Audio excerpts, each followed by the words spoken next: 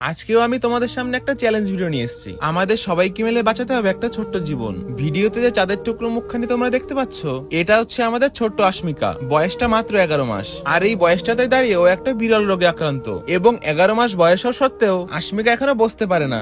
এইদিকে দিন দিন ওর হাত পায়ের মুভমেন্টও বেশ কমে আসছে। ছোট্ট এই মুখের হাসিখানি বাঁচিয়ে রাখতে পারে একটা ইনজেকশন, আর যার কস্ট 16 কোটি টাকা। আর যেটা তোমাদের সাহায্য ছাড়া কোনোভাবেই সম্ভব নয়। টাকা পয়সা দিয়ে না পারো, ভিডিওটা একটা শেয়ার করে তোমাদের সাহায্যের হাতটা বাড়িয়ে দাও। আমি আপনাদের কাছে এইটুকুই অনুরোধ করব, আপনাদের ছোট্ট ছোট্ট অনুদানই পারে একমাত্র আমার মেয়েটার জীবন ফিরিয়ে দিতে পারে।